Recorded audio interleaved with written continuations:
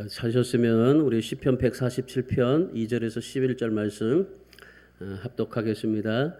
여호와께서 예루살렘을 세우시며 이스라엘의 흩어진 자들을 모으시며 상심한 자들을 고치시며 그들의 상처를 싸매시는도다.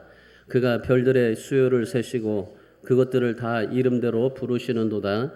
우리 주는 위대하시며 능력이 많으시며 그의 지혜가 무궁하시도다. 여호와께서 겸손한 자들을 붙드시고 악인들은 땅에 엎드려뜨리시는도다. 감사함으로 여호와께 노래하며 수금으로 하나님께 찬양할지어다. 그가 구름으로 하늘을 덮으시며 땅을 위하여 비를 준비하시며 산에 풀이 자라게 하시며 들짐승과 우는 까마귀 새끼에게 먹을 것을 주시는도다. 여호와는 말에 힘이 세다 하여 기뻐하지 아니하시며 사람의 다리가 억세다 하여 기뻐하지 아니하시고 여호와는 자기를 경외하는 자들과 그의 인자하심을 바라는 자들을 기뻐하시는도다. 아멘. 아버지라고 하는 소설이 있습니다. 거기에 보면은 서기관으로 공무원 생활을 화려하게 시작했던 어느 남자가 결혼을 했습니다. 자녀도 낳고 가정을 이끌어가면서 이제 생기는 그러니 여러 가지 이제 겪어지는 이야기를 담고 있습니다. 열심히 이분이 살아보려고 애를 썼습니다. 근데 열심히 살다 보니까 뭐 자기 뜻대로 되지를 않는 것들이 너무 많은 거예요.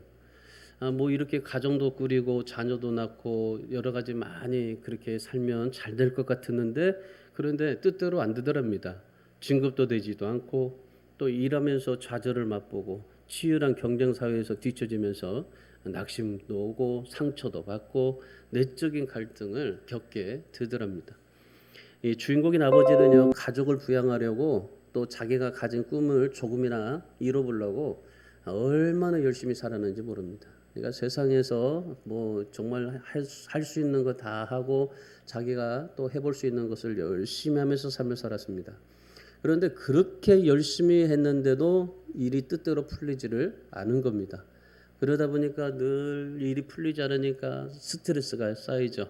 피곤이 쌓이고 그러니까 결국에 그 스트레스와 피곤에 쌓여가지고 그 짓눌려서 허덕이다가 결국 인생을 마치게 되는 그런 소설입니다.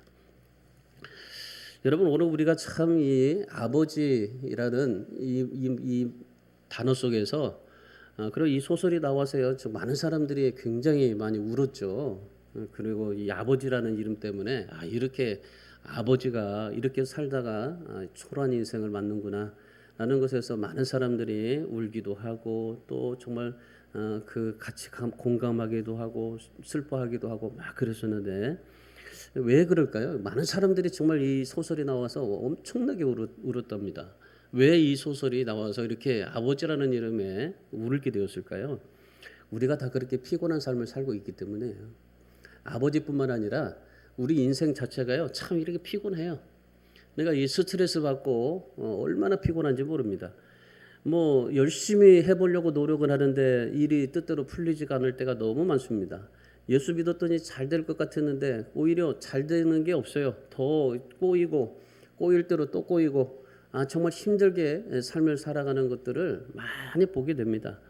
하루 종일 스트레스를 받아보세요. 무기력증이 생깁니다. 그럼 결국에는 의욕이 상실이 됩니다. 그래서 우리가 이 피곤이라는 거, 이 스트레스라는 걸 잘 풀으셔야 돼요. 우리가 건강하게 살 수 있는 비결은 이 스트레스가 없어야 돼요. 그러니까 결국에 우리가 그 스트레스 때문에 모든 이 병이 다 오게 되고 또 그러니 피곤 때문에 우리가 모든 그런 이 근심 속에서 살아갈 수밖에 없다는 겁니다.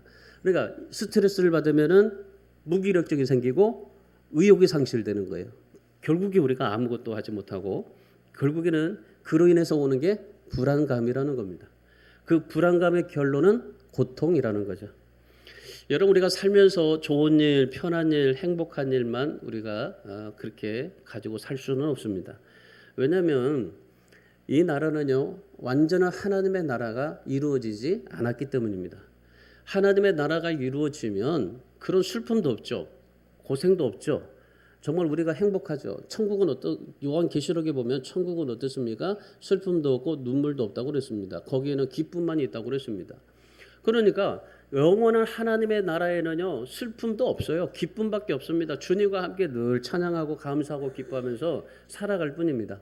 그런 하나님의 나라가 지금 이곳에서 이루어지고 있는데, 근데 지금 우리가 그렇게 이루어지고 있습니까? 완전히 이루어지지를 못하고 있는 거예요. 왜? 하나님의 나라가 완전히 이루어지지 못했기 때문에 그런 거예요.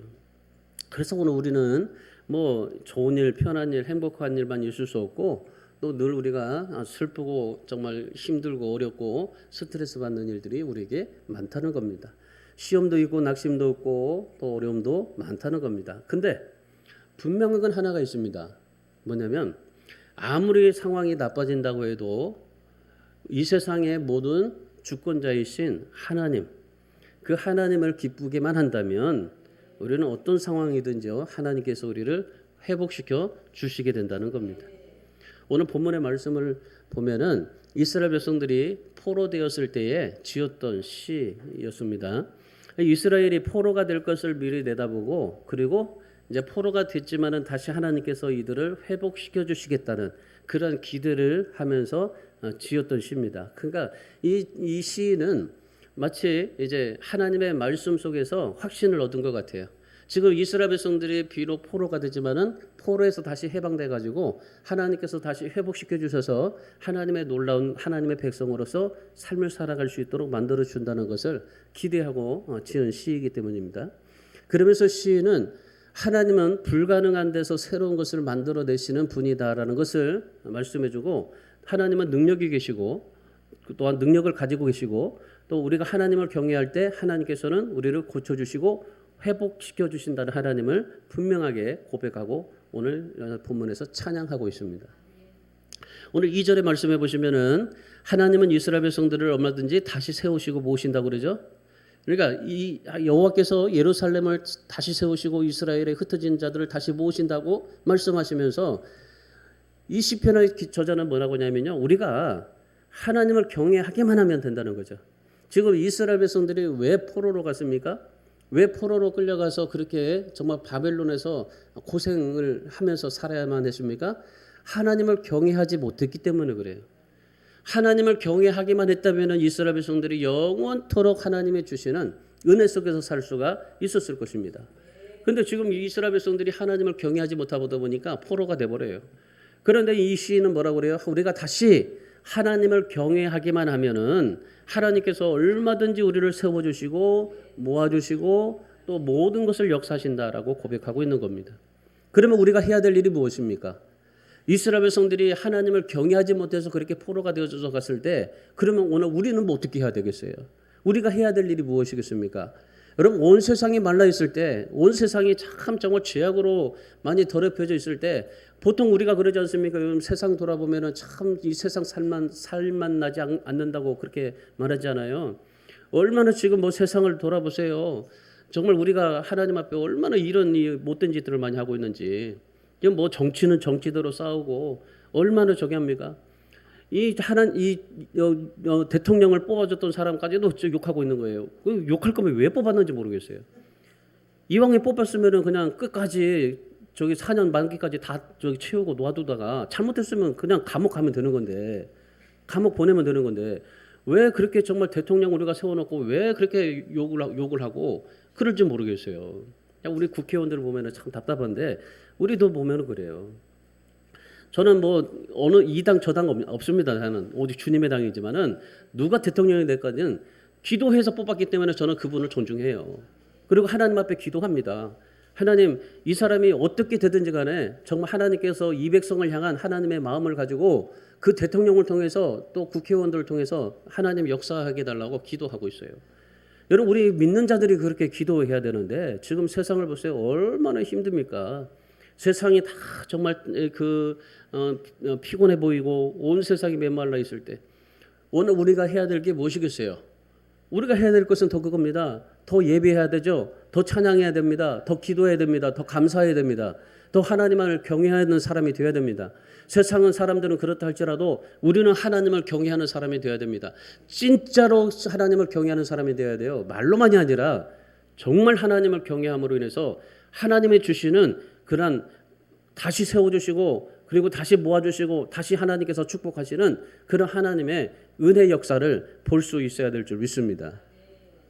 여러분 오늘 이 본문 말씀을 통해서 우리가 하나님께서 회복시켜 주시고 다시 모아 주시고 다시 하나님께서 모든 것을 역사해 주시는데 회복시켜 주시는데 이스라엘을 회복시켜 주시는데 어떻게 하면 하나님의 그 회복을 경험할 수 있고 우리가 어떻게 해야 회복하시는 하나님을 체험할 수 있는가? 오늘 본문에서 말씀하시는데 오늘 시편의 저자는 우리가 하나님을 다시 경외함으로 인해서 하나님이 다시 우리를 회복시켜 주시는 그런 하나님을 경험하기 위해서 우리가 어떻게 해야 될까라는 것을 오늘 이 시편의 저자가 자기의 삶과 신앙을 통해서 보여줍니다. 첫 번째로 이 시편의 기자는 뭐였냐면요. 문제를 초월하고 하나님만 신뢰하면서 살았어요. 우리가 하나님께서 회복하시는 하나님을 경험하려면 첫 번째 해야 될 게 문제를 초월하십시오. 여러분의 모든 문제를 초월하고 하나님만 신뢰하시길 바랍니다. 그게 해답이에요. 3절 말씀 보세요. 상심한 자들을 고치시며 그들의 상처를 싸매시는도다고 그랬잖아요. 오늘 이스라엘 백성들에게 상심했어요. 얘 포로가 돼가지고 포로에서 얼마나 고생합니까? 그러니까 왜 하나님이 우리를 이렇게 정말 버리셨냐 그렇게 생각할 수 있어요. 그런데 그 상심한 자들을 하나님이 고치시고 그리고 그들의 상처를 싸매 주신다. 여기 하나님께서 무너진 것을 회복시켜 주시고 성도들의 상한 마음을 치료해 주신다고 합니다. 다시 말하면 하나님의 은혜를 다시 회복하면 그러면 하나님께서 우리를 정말 모든 상심한 자를 하나님께서 다시 고쳐주시고 그리고 상처받은 사람들을 하나님께서 다시 싸매주시고 세워주신다, 회복시켜주신다라고 말씀하시는 겁니다. 이 말을 반대로 말하면 하나님의 은혜가 사라지면 우리에게 뭐가 있어요? 말씀도 없어요. 위로도 없어요. 우리에게는 이 미움과 시기와 갈등과 상처만 남게 되는 거예요. 여러분 이거 사실을 알아야 돼요. 우리가 하나님 앞에 삶을 살아가는데 내가 하나님 앞에 가지고 있는 그런 이 말씀이 있고 하나님의 그런 충만한 그런 그 능력이 있고 그리고 내가 뭐 정말 시기와 갈등과 미움 이런 것들을 다 내게 없이 살아갈 수 있을까요? 안 되는 거죠. 근데 중요한 건 그런 마음이 우리 있을 때는 뭐가요? 하나님이 나에게 없다는 사실만 기억하세요. 여러분 하나님이 있다라고 하면은 우리가 그렇게 살 수가 없어요.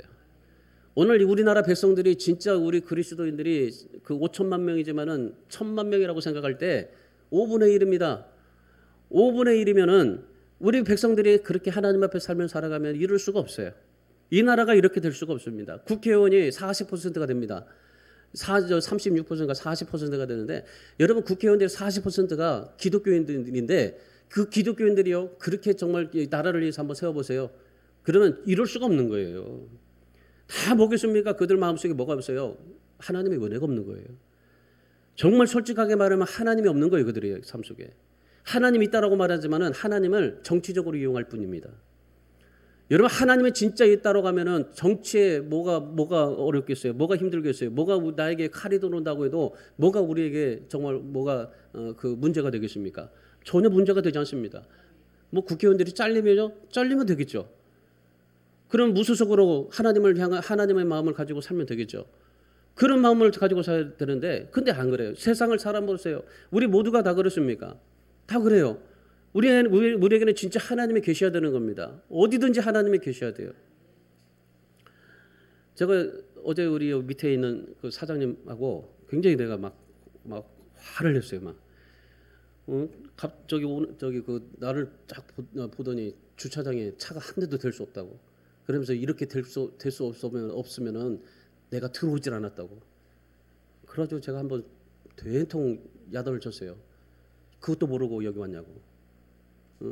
주차장도 모르고 여기 왔냐고. 그러면서 여기 다 치우라고 그랬어요 제가. 원래 그 계약대로 여기는 그 뒤에 있는 그 가전들 다 치우라고. 거기다가 우리 차 된다고. 티코 3대 딱 댈 수 있다고 앞에. 그러니까 6대 되면은 다 치워준다. 그래서 치우라고 했어요. 내가 된다고. 그래도 마지막에는 꼬리 내리면서 미안하다고 막 그래. 여러분 우리가 진짜 하나님 앞에요. 하나님이 없는 사람들이 그래요. 우리도 마찬가지예요. 하나님이 없으면 우리 자신 속에서 그럴 수 있습니다. 저도 목회하면서 뭐 상심한 것도 많고 상처도 많이 받고 뭐 여러 번 일들을 겪었지만은 그때마다 저는 이 본문의 말씀을 좀 이루어봤습니다. 이 말씀을 통해서 하나님께서 상심한 자들을 고쳐주시고 그들의 상처를 싸매주신다. 하나님은 반드시 나의 상심한 것을 고쳐주시고 상처를 싸매주시는 하나님을 분명히 저는 믿어요. 그렇게 보고 지금까지 살아왔고, 그래서 저는 시편 119편 68절의 말씀을 항상 적용하면서 삽니다. 주는 선하사 선을 행하신다. 그러니까 여러분, 하나님은 선하십니다. 하나님은 선하사 선을 행하십니다. 하나님의 말씀입니다. 반드시 하나님께서 상심한 자를 고쳐주시고 상처맨 자들을 모든 자들을 싸매주시는데, 회복시켜주시는데, 주님은 선하십니다. 선하신 하나님은 선을 행하시는 하나님이십니다. 그래서 하나님은 최선의 일을 행하실 거라고 저는 믿고 살아요. 지금도 그렇습니다. 근데 전적으로 저는 하나님밖에 신뢰할 게 없어요. 지금까지 목회하면서요, 뭐 저 사람 신뢰해 본 적이 없습니다. 하나님을 신뢰하고 하나님을 의지하면서 살아왔지. 뭐 그렇다고 제가 사람을 안 믿었다는 건 아니에요. 믿을 수도 있었어요. 뭐 저기 이렇게 신교훈 목사님도 믿고 왔지만은 그런 일을 당했지만은, 근데 여러분 우리가 사람을 볼 때요, 뭐 안 믿을 수는 없어요. 그러나 저는 그 어떤 일들 속에서도 하나님을 절대적으로 신뢰하고 믿어요. 여러분, 하나님만 절대적으로 신뢰하면 하나님께서 우리에게 뭐 하신다고 그래요? 오늘 이 시편 저자가 그런 겁니다. 하나님만을 절대적으로 신뢰해라. 그러면 하나님께서 반드시 상심한 자를 고쳐주시고 상처들을 싸매서 하나님이 회복시켜 주신다.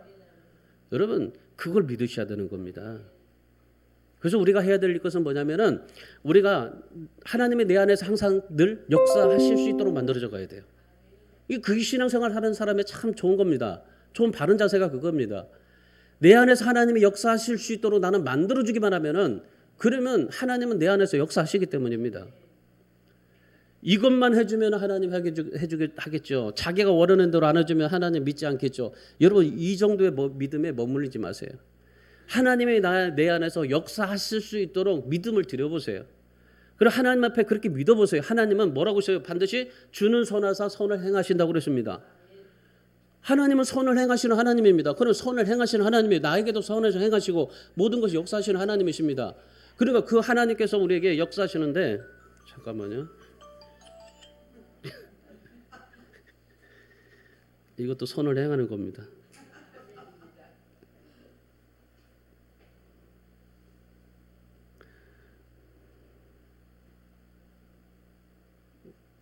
제가 전원을 좀 끌게요.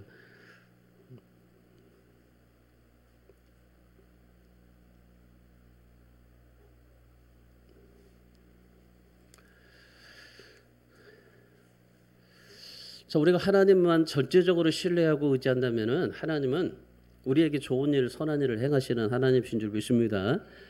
그러면 우리가 정말 하나님 앞에 그런 선을 행하시는 하나님이 우리에게 역사가 되게 하려면 어떻게 해야 될까요? 그런 믿음을 가져야 되는 겁니다. 평생 5만 번의 응답을 받았다고 하는 조지 물러라는 목사님이십니다. 수많은 고아들을 먹이고 살리셨습니다. 이 물러 목사님에게 이 리디아라는 딸이 있었어요.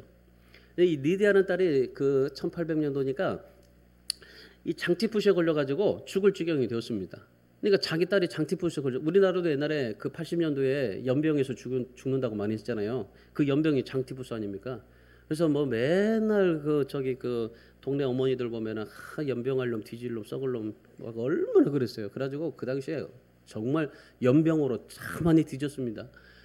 근데 지금 그러고 나서 뭐 했어요? 잘 살아보세. 그리고 흥해라 해가지고 흥해서 코 풀고 해가지고 지금 우리나라가 이렇게 좀 잘 살지 않게 됐어요. 여러분, 이 북한 사람들이 우리나라를 참 무섭게 봅니다. 우리나라에 핵이 많아요. 자기네들이 핵이 있다고 자랑하는데 우리나라에 핵이 더 많대요. 핵가정. 얼마나 그들은요 이 총을 가지고 있지를 못해요. 총을 가지고 있지 못하는데 우리나라는 총을 너무 모든 사람들이 다 가지고 있대요. 그래가지고 막 그 젊은 애들까지 다 가지고 있대요. 총알 택시. 이 북한 사람들 우리나라를 볼 때요 뭐 그냥 쉽게 생각하지 않아요. 자, 우리가 그 옛날에 그렇게 막 연병하려면 뒤질러 해가지고 얼마나 많이 죽었는지 몰라요. 리디아는 이 딸이 장티푸스에 걸려서 죽을 지경이 됐어요. 그때 이 목사님이 시편 37편 4절의 말씀을 그 마음에서 기억이 됐답니다. 여호와를 기뻐하라 그가 내 마음의 소원을 이루어 주시리로다. 그래서 물레 목사님이 딸을 하나님께 맡겼대요. 하나님 이 딸 고쳐주십시오라고 그렇게 기도하지 않고 하나님이 정말 어떻게 하시든지 나는 하나님을 기쁘게 하는 사람 되겠습니다. 그래서 모든 문제를 다 초월하고 하나님을 완전히 신뢰했던 겁니다. 그래서 이 5만 번의 기도응답이라는 책에서 그렇게 말하십니다. 엄청난 시련을 겪을 때마다 주님이 시련을 주신 이유를 알기에 오히려 완전한 평안을 누릴 수 있었다라고 그렇게 말합니다. 여러분 요셉이라는 사람을 보십시오. 하나님만 진짜 신뢰하는 믿음의 사람입니다. 저는 이 요셉같이 정말 하나님을 그렇게 신뢰하고 살아갔던 사람이 없다라고 생각해요. 형들로부터 죽임을 당하잖아요. 노예로 팔려가고 누명을 써서 감옥에 가고 그럼에도 불구하고 이 요셉은 어디를 가든지 하나님을 찾고 하나님을 경외하고 하나님 앞에 기도하고 하나님을 정말 찬양하고 하나님 앞에 감사하고 살아요. 왜 그랬을까요? 자기의 모든 문제를 초월했기 때문에 그래요. 우리가 가지고 있는 문제를 초월하지 못하면요, 우리에게 근심받게 되지를 않아요. 문제를 초월하고 하나님만 의지합니다. 그랬더니 결국에 하나님께서 어떻게 하셨어요? 애굽의 총리를 하게 하시잖아요. 창세기 50장 20절에서 그렇게 고백합니다. 하나님은 그것을 선으로 바꾸셨다. 선을 바꾸시는 하나님을 믿었어요. 여러분 아까 뭐라고 말씀했습니까? 시편 119편 68절에서 하나님은 선하사 선을 행하시는 하나님이시라고. 여러분 이 요셉을 선으로 바꾸신 하나님이에요.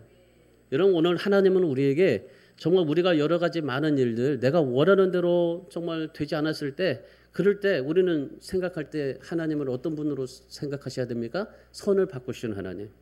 그러니까 이런 하나님을 봤기 때문에 요셉이 어떤 일을 만나도요 전혀 요동하지 않아요. 모든 문제를 다 초월해 버립니다. 자기가 원하는 대로 일이 되든지 안 되든지 상관하지 않습니다. 전혀 상관하지 않아요. 결국은 모든 것을 하나님께서 고쳐주시고 싸매주시고 그리고 하나님께서 선을 이루어 주신다는 것을 믿었기 때문입니다. 여러분 하나님은 상심한 자를 고치시고 상처를 싸매어 주시는 분인 줄 믿습니다. 이 하나님 앞에 소망을 두고 사십시오. 이 하나님 앞에 정말 이 하나님을 경외하고 하나님만 온전히 신뢰하면서 살아갈 수 있기를 바랍니다. 그래서 오늘 우리에게요 이 믿음이 필요해요. 오늘 시편 저자처럼 오늘 우리에게도 이 믿음 필요한 겁니다. 상심한 것들 많죠. 고쳐주십니다. 상처들을 많죠. 싸매서 회복시켜 주십니다. 그 하나님 믿고 의지하시기 바랍니다. 선을 행하시는 하나님을 바라보시기 바랍니다. 그러면 하나님께서 상상할 수 없는 것들을 하나님이 우리에게 베풀어 주십니다. 4절 보세요. 4절 말씀해 보시면 하나님은 별의 숫자를 헤아리고 별의 이름을 알고 계시더라. 기가 막히지 않습니까? 별의 숫자를 헤아리고 계신 하나님이십니다. 우리가 별을 어떻게 헤아릴 수 있어요? 조금 세다가 다 지쳐버리지. 우리는 100가지도 쉬다가 그냥 잠들고 마는데 하나님은요 별들의 수요를 세시고 별의 이름을 알고 계십니다. 우리는 별 몰라요. 저도 북두칠성밖에 몰라요. 근데 하나님은요 엄청난 이 별들을 다 알고 계시다는 겁니다. 여러분 우리가 눈에 보이고 귀로 들리는 현실에만 반응하지 마시고 하나님은 이런 것들까지 세신 하나님, 정말 하나님께서 별들을 헤아리시고 그리고 별들의 이름까지도 아시는 하나님이 여러분들의 모든 삶을 헤아리지 않고 여러분의 모든 이름을 기억하지 않으실까요? 여러분 이름 하나하나 기억하십니다. 여러분의 정말 상심하는 것들, 상처받은 것들 그 하나 조그마한 것까지도 다 하나님이 헤아리고 계십니다. 그 하나님 앞에 내가 눈이 보이는 대로 귀로 들리는 대로만 살지 마세요. 하나님은 그것을 선으로 바꾸시고 고쳐주시고 싸매주시는 그 하나님 앞에 반응하시고 그리고 하나님을 절대적으로 신뢰하시면서 살아갈 수 있기를 주님의 이름으로 축원합니다. 자, 두 번째는 이 저자는요 하나님 앞에 내가 회복을 경험하려면은 겸손해야 된다. 감사해야 된다. 겸손과 감사를 말합니다. 본문 6절 7절 말씀을 보십시오. 여호와께서 겸손한 자들은 붙드시고 악인들은 땅에 엎드려 뜨리시는도다. 감사함으로 여호와께 노래하며 수금으로 하나님께 찬양할지어다. 여기 하나님께서는 겸손한 자들을 붙드시고 감사함으로 하나님 앞에 찬양하라고 하시면서 오늘 시편의 저자도 그래요. 뭐라고 합니까? 하나님께서 붙드시는 사람이 어떤 사람입니까? 겸손한 사람. 하나님 앞에 정말 감사와 찬양으로 영광 돌리는 사람, 그 사람을 하나님께서 어떻게 하시겠다고요? 회복시켜 주신다. 그러니까 이스라엘 백성들을 향해서 뭐라고 말하는 겁니까? 너희가 포로가 되었지만은 포로돼서도 겸손해라. 너가 지금 이렇게 포로가 된 이유가 뭐냐? 교만했기 때문이 아니냐? 그래서 겸손해라.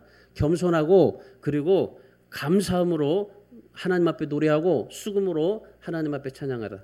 그래서 이스라엘 백성들이요 진짜 바벨론 포로가 되어졌을 때 바벨론 그 발강가에서 매일 밤마다 모여가지고 일 끝나고 밤마다 모여서 찬양하고 말씀 듣고 기도하고 그랬어요. 이스라엘 백성들이 회복될 때까지 그 70년 동안을. 여러분 하나님께서 겸손한 자들을 붙드시고 감사함으로 하나님 앞에 찬양하라 하시는데 여러분 근데 세상을 보면 참 그런 마음이 들어요. 하나님을 믿지 않는 사람들, 그런 교만한 사람들이 다 세상을 차지하고 있는 것을 보지 않습니까? 참 보면요, 이 정말 세상을 보면은 참 의로운 사람들이 별로 없다라고 생각이 되어져요. 근데 가까이서 찾아보면 참 의롭고 정말 그런 사람들이 참 많아요. 근데 이 세상을 이렇게 전체적으로 바라보면은 참 이 하나님을 믿지 않는 그런 교만한 사람들이 다 세상의 모든 것들을 차지하고 있다라는 것 같은 느낌을 받습니다. 예수 믿는 사람들을 보면요 믿음이 상실해진 것 같아요.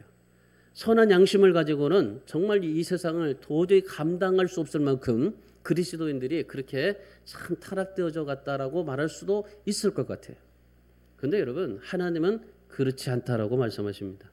뭐라고 말씀합니까? 하나님께서는 겸손한 자들은 붙드시지만은 악인들은 땅에 엎드려 뜨리시는도다 그럽니다. 하나님께서는 겸손하면서 감사하면서 살아가는 사람들에게는 세상에서 절대로 밀려나지 않도록 하나님이 지켜주신다라고 말씀하고 계시는 겁니다. 그러면 하나님께서 어떻게 지켜주신다고 합니까? 하나님의 능력으로 우리를 지켜주시고 망하지 않게 해주신다. 자, 5절 말씀 보세요. 5절 하나님은 능력이 많으시며 지혜가 무궁하시다. 하나님께서 우리를 지켜주실 때 하나님의 능력으로 우리를 지켜주시고 하나님의 지혜로 우리를 붙잡아 주신다라고 말씀하시는 겁니다.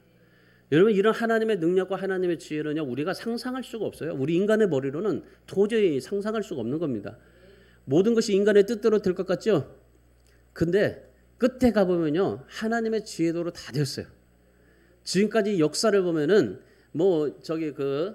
창세기로부터 시작해가지고 지금까지 우리 역사를 보면은 정말 그 못된 인간들, 바로 같은 사람들, 하여튼 못된 인간들이 다 그렇게 자기 뜻대로 다 될 것 같아서 됐지만은 끝에 가 보세요. 하나님의 지혜도로 다 되잖아요.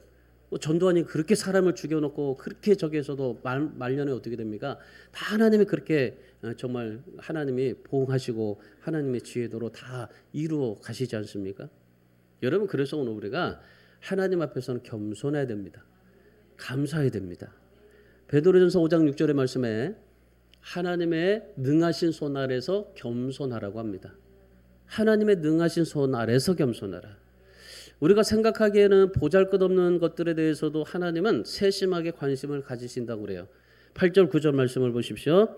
땅을 위하여 비를 내리시고 산에 풀이 자라게 하시고 들짐승과 새끼들에게까지도 먹을 것을 주신다고 하십니다. 하나님께서는요 여러분의 모든 삶에 세세하게 관심 가지고 계십니다. 여러분이 말하는 한마디까지도 다 하나님이 관심 가지고 계세요. 우리는 말도 잘해야 돼요. 행동도 잘해야 되고 생각도 잘해야 되고 믿음 생활 잘해야 돼요. 왜? 하나님께서 다 그 세세한 관심을 가지고 계시기 때문에 그래요. 오늘 8절 9절 보세요. 세상에 구름으로 하늘을 덮어주시니까 어떻게 땅을 위해서 비를 내리시게 하잖아요. 산에 풀이 자라게 하시잖아요. 저는 이 길가에 보면요 참 희한한 게 아니 저 비가 안 오는데도 어떻게 저렇게 잘 자랄 수 있을까 생각이 되어져요. 근데 왜 우리 화단에는 그렇게 안 자라나 싶은 생각이 들어요. 응, 이게 참 희한하지 않습니까? 그래서 제가 어느 날 그 미국에 그 레드우드 국립공원이 있어요. 거기는요 나무가 있는데 밑에가 1m밖에 안 돼요. 저기가 뿌리가. 근데 1m밖에 안 되는데 그 나무가 엄청나게 우렁차요. 진짜 미국의 엄청난 그런 이 국립공원입니다. 왜 그런가 했더니요. 그 나무 1m밖에 되지 않는 뿌리들이 서로 엉켜져 있어요. 서로 엉켜가지고 그렇게 해서 어마어마한 그런 국립공원이 됐어요. 그래서 그 밑에 땅에서 수분을 빨아들이는 거죠. 그러니까 들어있는 이 저기 길가에 있는 그 나무들은 다 땅에서 수분을 뽑아들여요. 근데 우리 화단은 밑에가 세면이에요. 빨아들일 수가 없어요. 여러분, 우리가 하나님께서는요 우리의 모든 삶 가운데 하나님이 이렇게 세심하게 모든 것을 살펴주시고 심지어 여러분 산의 풀이 자라게 하시고 들짐승과 우는 까마귀 새끼까지도 먹여주신다는 거예요. 하나님이 할 일 없어서 이 까마귀까지 먹여주신가? 아니 차라리 나 좀 먹여주시지? 라고 생각할 수도 있는데 그만큼 여러분 까마귀를 먹여주시는데 여러분 안 먹여주실까요? 여러분 하나님 앞에서 쓸모없고 무익한 것이 아무것도 없어요. 여러분 우리들이 정말 우리가 세심하게 지켜주시고 먹을 것을 주시고 살려주시고 지켜주시는 그 하나님이 바로 우리에게 있다는 사실입니다. 그래서 이스라엘 백성들에게 이 하나님께서 너희가 가나안 땅에 들어가면은 말의 힘줄을 끊어버리라고 하셨어요. 우리가 생각하기에는 전쟁에 쓸모 있는 말인데 왜 말의 힘줄을 끊어버리라고 하셨을까? 왜 그랬을까요? 아무리 좋은 것이라 하더라도 그것이 교만하게 만들 수 있다고 하기 때문입니다. 그러니까 그 말이 우리를 교만하게 만들 수 있기 때문에 그 끊어버려라. 여러분 하나님은 사람의 힘으로 달리는 걸 좋아하지 않습니다. 말의 힘으로 싸우는 것을 하나님은 기뻐하지 않습니다. 하나님은 뭘 원하십니까? 그저 겸손하기를 원하십니다. 감사하기를 원하십니다. 그러면 하나님께서 이루시겠다고 하시는 거죠. 우리 사랑하는 성도 여러분, 하나님이 기뻐하시는 일이라고 생각이 되어지면은 나 자신을 자꾸 설득해 가세요. 겸손해져라, 감사해져라. 하나님의 아름다운 곳으로 먹이신다고 하셨습니다. 그래서 무엇을 입을까, 무엇을 먹을까 염려하지 마시고 하나님의 능하신 손 아래에서 겸손하고 우리를 지켜주시고 입혀주시고 또 먹이시는 하나님 앞에 감사하면서 살아갈 수 있기를 주님의 이름으로 축원합니다. 마지막 세 번째는 오늘 저자는요. 한결같이 하나님을 사랑해라. 이스라엘 백성들에게 포로가 되었을 때 한결같이 하나님을 사랑해라. 그래야 다시 회복된다. 본문 11절 말씀을 보십시오. 11절 말씀. 자, 우리 같이 읽습니다. 여호와는 자기를 경외하는 자들과 그의 인자심을 바라는 자들을 기뻐하시는도다. 하나님께서 어떤 사람을 기뻐하십니까? 자기를 경외하는 자들, 그의 인자하심을 바라는 자들. 자, 이 말은 무슨 말이냐면요. 하나님께서는 돈 잘 버는 사람, 공부 잘하는 사람, 집안 내력이 좋은 사람, 인물이 좋은 사람, 능력 있는 사람, 그 사람을 하나님이 기뻐하시는 게 아니라 하나님의 생각은 우리와 달라요. 오직 하나님만을 경외하고 하나님은 한결같이 하나님을 사랑하는 자들을 기뻐하신다고 합니다. 여러분 여기 보세요. 그의 자기를 경외하는 것과 인자심을 바라는 자들. 여기 바라는이라는 말이요. 한결같이라는 말이에요. 그러니까 하나님은 한결같이 사랑하고 경외하고 하나님을 바라보고 한결같은 사랑을 바라는 사람, 그 사람을 하나님이 기뻐하신다는 겁니다. 그러니까 어떤 상황 속에서도 하나님께 소망을 둔다는 거죠. 하나님만 의지한다는 거죠.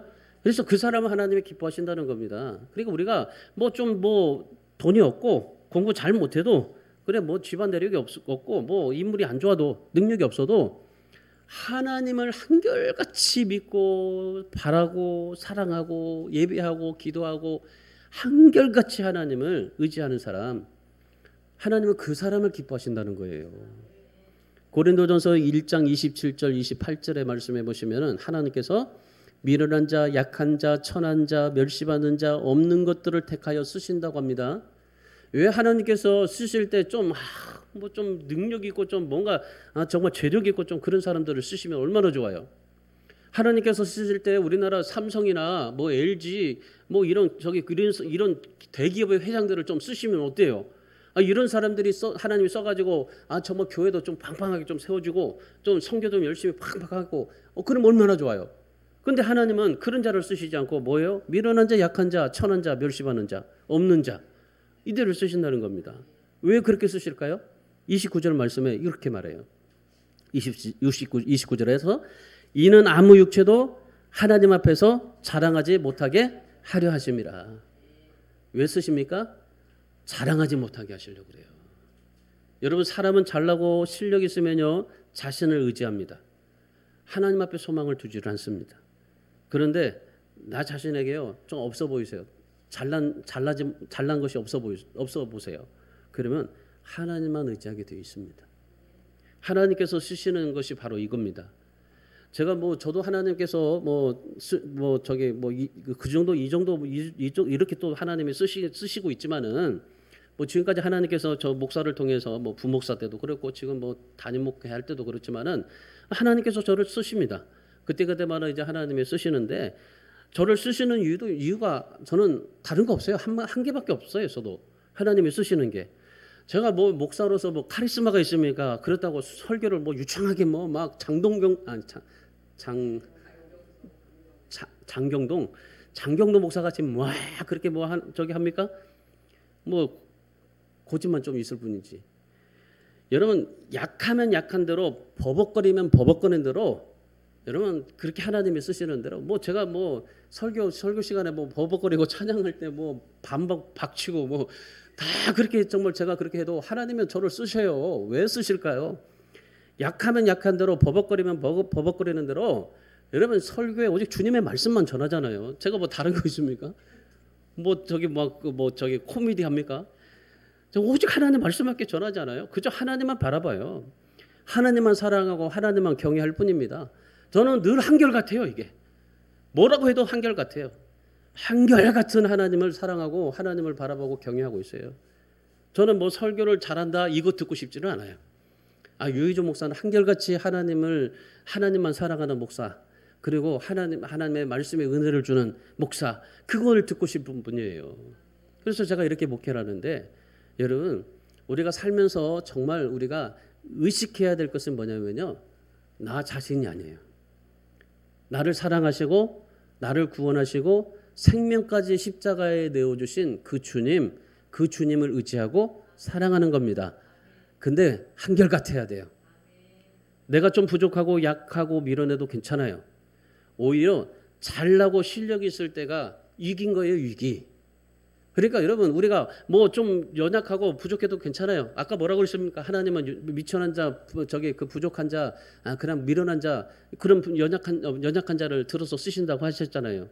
그러니까 여러분 우리가 신앙생활할 때 언젠가는 열심히 막 뜨겁게 하나님을 사랑하고 그러면 또 언젠가는 또 차갑게 하나님 앞에 또 죄송스러워하고 이러지 마세요.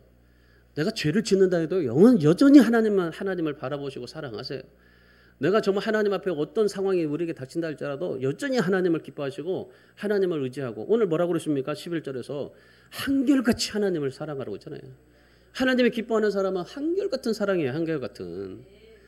하나님께서 이스라엘 백성들을 택하신 이유가 뭔지 아십니까? 신명기 7장 7절에 말씀해 보시면은 그들이 강한 민족이어서요? 아니에요. 가장 적은 민족이었기 때문에 그들을 택하였다고 합니다. 그러니까 하나님을 의지할 수밖에 없게 되었던 거죠. 이스라엘 민족을 택한 것이 바로 그겁니다. 여러분 오늘 하나님이 우리를 이렇게 지금 택하고 교회 나오게 하고 사용하시는 이유가 그겁니다. 왜 하나님 나에게 이렇게 적게 줬습니까? 왜 없습니까? 그렇게 생각할 수 있어요. 저도 목회하면서 하나님 왜 나에게 이렇게 정말 적습니까? 라고 생각할 수 있지만은 그런데 오직 하나님만 의지하도록 그렇게 하셨다는 것을 믿어줘야 된다는 거죠. 여러분 하나님은 살아계십니다. 모르겠어요. 아까 하나님이 흩어진 것들을 모으신다고 하셨잖아요. 언젠가 하나님께서도 부흥을 주시고 또 이루어 주시는 겁니다. 근데 중요한 건 뭐냐면은 우리가 한결같이 여전히 하나님을 믿고 의지해야 된다는 사실이죠.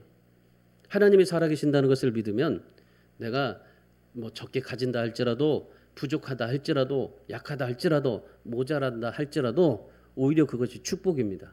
왜 그렇습니까? 누가복음 18장 27절에서 사람이 할 수 없는 것을 하나님은 하실 수 있다라고 말씀하시기 때문입니다.